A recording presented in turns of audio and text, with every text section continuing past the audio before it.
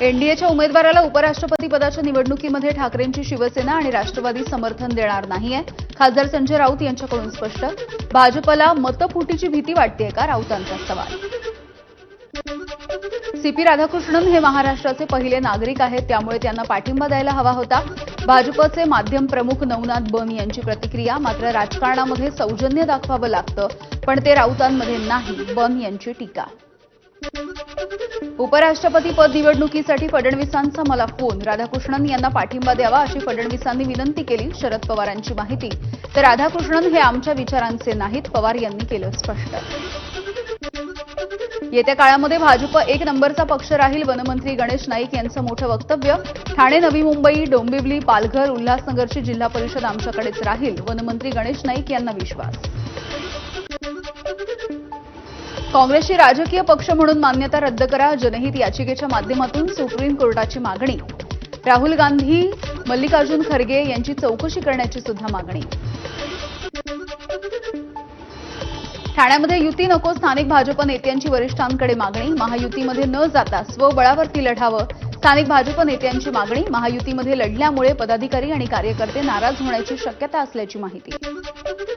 माजी मुख्यमंत्री पृथ्वीराज चव्हाण यांच्या निकटवर्तीयांवरती दुहेरी मतदानाचा आरोप आहे. चव्हाणांचे पुतणे इंद्रजित यांची 3 ठिकाणी मतदार म्हणून नोंदणी.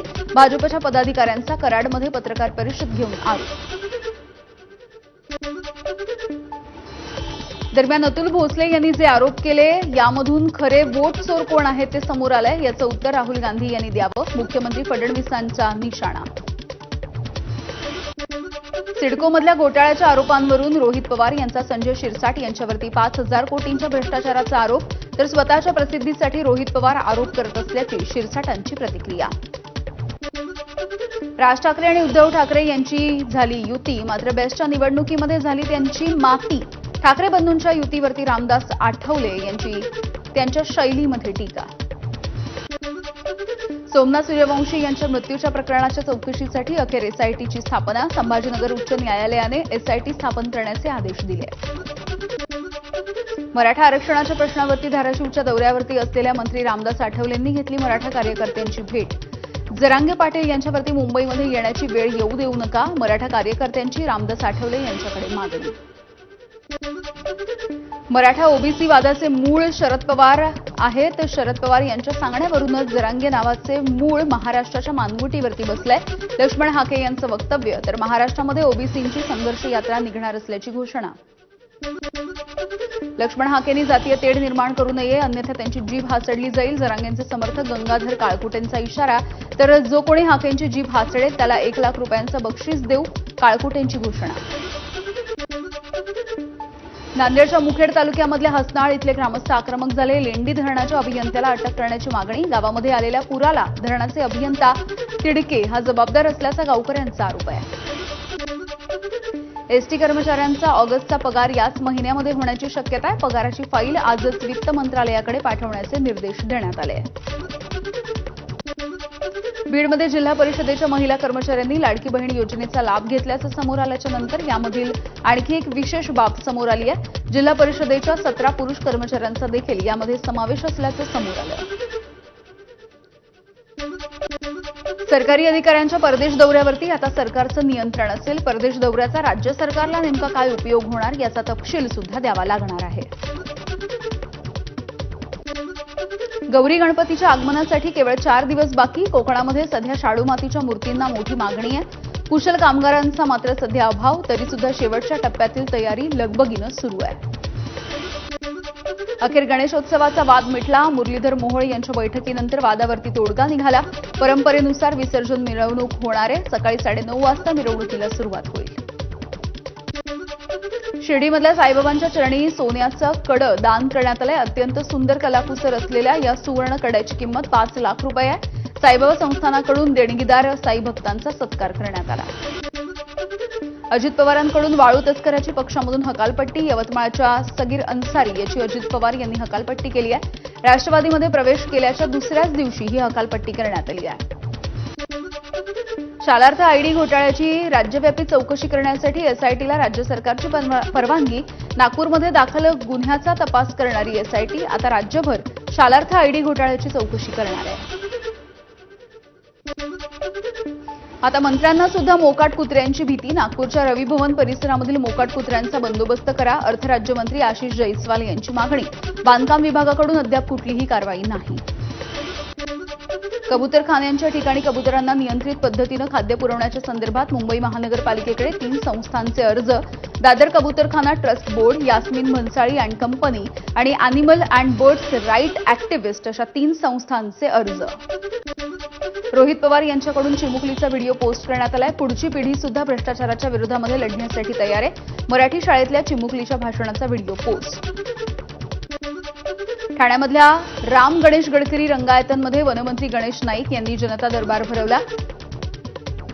शिंदेंच्या बालेकिल्ल्यामध्ये पुन्हा एकदा गणेश नाईक यांनी जनता दरबार भरवला होता.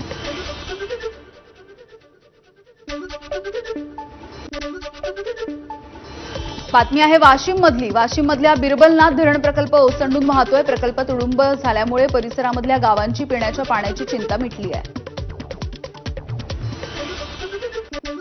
भीमा नदीच्या पाण्याच्या पातळीमध्ये मोठी वाढ झाल्यामुळे अक्कलकोट, दक्षिण सोलापूर तालुक्यामधील सर्व बंधारे पाण्याखाली. शेतीचं मोठं नुकसान झालंय. भीमा नदीकाठच्या गावांना सुरक्षित राहण्याचा इशारा. नाशिकमध्ये पावसामुळे गंगापूर धरणामधून मोठ्या प्रमाणावरती पाण्याचा विसर्ग सुरू आहे. यामुळे चांदोरी धरण पूरस्थिती निर्माण झालेली आहे. तर हेमाडपंथी मंदिरं आणि खंडेराव महाराज मंदिर पाण्याखाली गेलेलं आहे. वेतनाची वाढ आणि इतर मागण्या मान्य होत नसल्यामुळे पुण्यामधल्या पीएमपीएमएलचे कंत्राटी इलेक्ट्रिक बस चालक हे आक्रमक झाले. निगडी आगारामधल्या कर्मचाऱ्यांचं पहाटेपासून काम बंद आंदोलन. प्रवाशांची मोठी गैरसोय.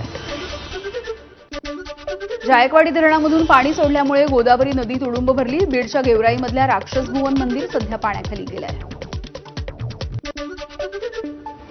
भंडाऱ्याच्या शिंगोरीमध्ये एक शेतकरी तरुण बंधाऱ्याच्या प्रवाहामध्ये वाहून गेला. किसन भानुदास गायधने असं या तरुणाचं नाव आहे. अमरावती जिल्ह्यामधल्या मोजरी गावच्या शेतशिवारामध्ये 8 फुटांचा अजगर सापडला. सर्पमित्रांनी त्याला अधिवासात सोडलं. मावस भावासोबतच्या लग्नाला विरोध केल्यामुळे एका बापानं मुलीची हत्या केली आणि हत्येच्या नंतर या बापानं सुद्धा आत्महत्या केली. हिंगोलीमधल्या कृष्णा नदी पात्रामधील पाणी आता ओसरायला लागले आणि यानंतर मगरींचं दर्शन होत आहे. त्यामुळे नदीकाठावरती असलेल्या शेतकऱ्यांनी शेतामध्ये जात असताना काळजी घेण्याचं आवाहन. ठाण्यामधल्या किसननगर 3 भागामधील 35 ते 40 वर्षाच्या जुन्या इमारतीचा भाग कोसळला. इमारत धोकादायक असल्याचं सुद्धा घोषित करण्यात आलं होतं. काल नाशिक ग्रामसभेमध्ये झालेल्या राड्याच्या प्रकरणी सरपंच आणि तंटामुक्ती अध्यक्षांसोबत 10 जणांना अटक झाली आहे. गावकीचे राजकारण आणि काही कामाच्या मुद्द्यांवरून ग्रामसभेमध्ये 2 गटामध्ये हा वाद झाला. बीडमध्ये प्रेमाच्या त्रिकोणामधून होमगार्ड महिलेचा खून. अयोध्या वरकटे असं मृत होमगार्ड महिलेचं नाव आहे. मयत महिला आणि तिच्या मैत्रिणीचे एकाच तरुणावरती प्रेम असल्यामुळे या कारणामधून मैत्रिणीकडून तिची हत्या झाली.